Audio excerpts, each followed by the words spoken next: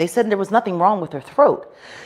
Her lungs were so damaged that she couldn't fuel the notes. It was her lungs. It wasn't, her voice was fine. Oh. That's how Clive did it. And then the next thing you know, she's Ray J. And then it's Grammy time. That happened. And her and Clive had a fight 2 days before.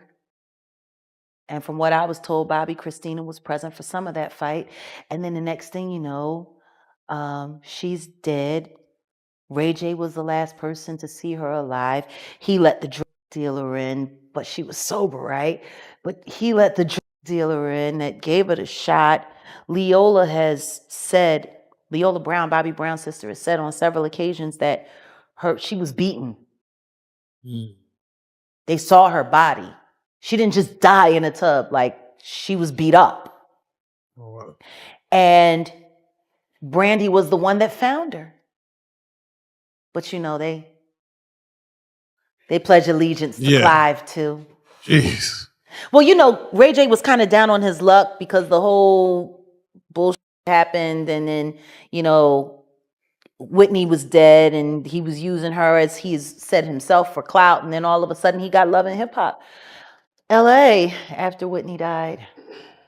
And then they inappropriately put her stupid goddaughter on there. I just thought it was all kind of cheesy. First seen this, and I saw the news, and and I'm sorry, please excuse me, I just have to come out and say this. Please. I saw Ray J coming out of the hotel, hiding his head, being pushed into the car. Why? I looked and I said, why is he hiding? Why is he hiding his face? He's always trying to show his face when he's around Whitney. For some reason, he knows somebody that sells drugs, and he was buying them for Whitney, from what I know, and giving her drugs. I want to know why this boy was allowed to do that.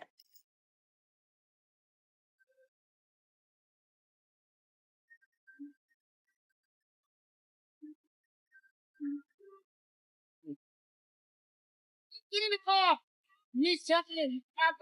No, I'll meet you at the hospital. Go. Go. Come on. Go. People check into the Beverly Hilton expecting luxury, not goosebumps. Yet staff members and overnight guests keep whispering the same thing.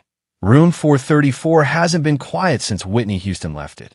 Strange humming, soft singing, and unexplained footsteps have become the hotel's worst-kept secret, sparking a wave of new theories about what really happened the night the legendary icon died. For years, fans have questioned the official story, but these recent accounts from inside the hotel have set the internet on fire all over again. Is the Beverly Hilton haunted by the voice that defined a generation? Or is something much deeper fueling the rumors? Something strange has been happening inside the Beverly Hilton, and the people who work there say it's been going on for years. Staff members quietly trade stories about late-night shifts they refuse to take, hallways they avoid, and a certain door they won't walk past unless someone else is with them. That door belongs to room 434, the room that has become the hotel's most unsettling secret. According to multiple employees and guests, that suite doesn't just feel different, it sounds different. People claim they've heard soft humming drifting through the walls, the kind that rises and falls like someone warming up their voice. Others swear they've caught faint singing echoing from inside, even when the room was empty, locked, and marked as unoccupied on the system. Some describe the air shifting the moment you step near the doorway, heavier, colder, almost as if the room itself is aware you're there. And whether you believe in spirits or not, one thing is clear. Room 434 has a reputation that travels faster than the elevator gossip, and the people closest to it act like it's more than just a room. It's a presence. To understand why room 434 carries such a heavy energy, you have to go back to the day the world lost Whitney Houston. It was February 11th, 2012, the night before the Grammys, and the Beverly Hilton was buzzing with celebrity traffic rehearsals, and last-minute preparations. In the middle of all that excitement, Whitney was spending the afternoon in her suite, a room that only a few hours later would become the center of one of the most heartbreaking moments in music history. According to official reports, Whitney had been getting ready for Clive Davis's annual pre-Grammy party when things took a tragic turn. At around 3:30 p.m., her assistant returned to the room after running errands and found her unresponsive in the bathroom. Paramedics rushed in and attempted CPR, but after nearly 20 minutes, at 3:55 p.m., Whitney Houston, the voice that defined generations, was pronounced dead. The coroner later ruled her passing an accidental drowning, with heart disease and substance use listed as contributing factors. It was sudden, shocking, and felt impossibly unreal. Within minutes, the news ricocheted across the industry. Stars who were rehearsing for the Grammys stopped in their tracks. Messages of disbelief and heartbreak poured in. Artists, actors, friends, and fans all struggling to comprehend that someone so iconic, so larger than life, was suddenly gone. Social media exploded with tributes, memories, and raw grief. For many, it felt like the music world had lost its heartbeat in an instant. And from that moment on, Room 434 was no longer just another hotel suite. It became the place where an era ended.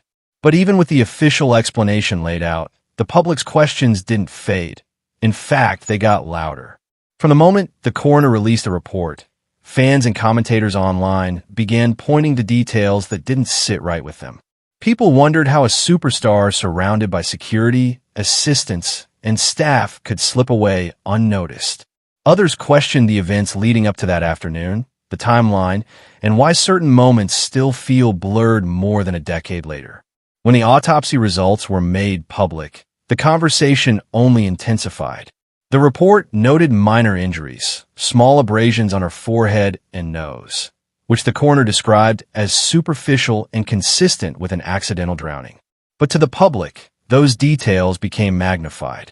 Online forums, documentaries, and fan discussions dissected every line, asking why they were there, what they meant, and whether they pointed to anything more than a tragic accident. Medical experts repeatedly stated that such injuries can occur during a fall or while losing consciousness, yet the internet continued to spin its own theories. And that's where the confusion has lived ever since, in the space between the official findings and the public's lingering doubts. Nothing new has been proven, nothing has been confirmed, but the unanswered questions have taken on a life of their own. To this day, those small inconsistencies remain at the center of endless speculation, keeping the mystery of Whitney's final hours alive in ways no one could have predicted. And this is where things take a turn, because the unanswered questions didn't just spark curiosity, they ignited a full-blown storm of theories across the internet. For more than a decade, fans, bloggers, commentators, and self-proclaimed insiders have pushed their own explanations, each more dramatic than the last.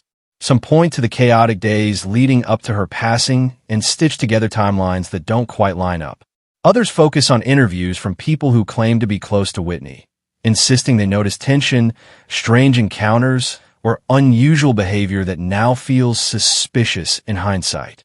There are online discussions that obsess over who saw her last, who was in the hotel that day, who interacted with her in the hours before she was found. Social media threads break down grainy photos, paparazzi clips, and secondhand quotes like they're pieces of a puzzle. And then there are the people who believe she was under pressure from powerful industry figures, creating narratives based more on the mythology of Hollywood than on anything verified. None of these theories have been proven. None have been confirmed. They live mostly in interviews, comment sections, old live streams, conspiracy forums, and passionate fan debates. But that hasn't stopped them from spreading like wildfire.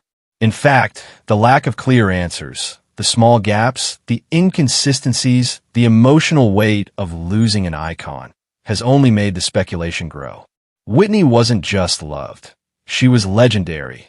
And when a legend dies tragically, the world clings to any explanation that feels bigger than the truth we're given. And then you add the Beverly Hilton into the mix, a place that has always been selective about what it shares.